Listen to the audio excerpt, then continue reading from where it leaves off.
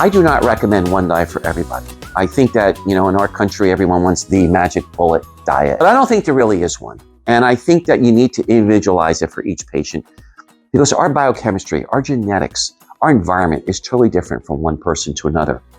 But I will say that most of the diets, they do incorporate a few basic concepts that I think is good. First of all, most diets when we eat should be whole foods type, they should not be much refined.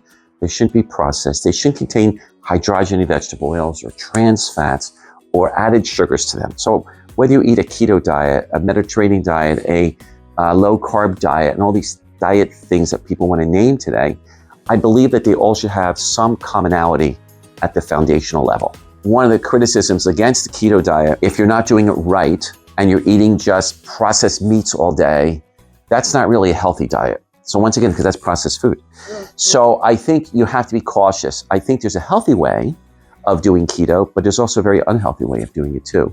Personally, I think if we eat a lot of real food that's not fake food, not made in a factory, that's the best thing for us. So I don't know that we need to get, in most cases, totally hooked on, can I have a piece of fish? Can I have a piece of chicken? Can I just eat vegetables all day?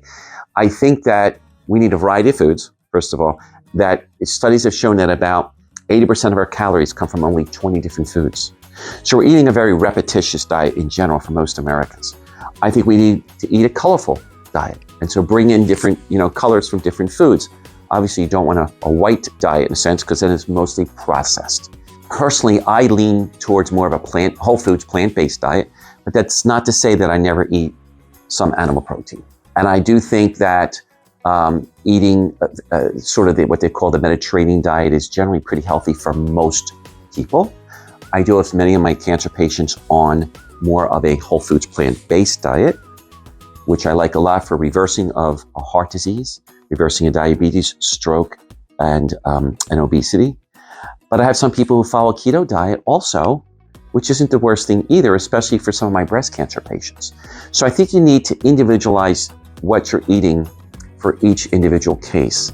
But still at the core root, I believe that we need to eat real food, and the less processed, the less sugarized, the less GMO'd, the less pesticided, the better.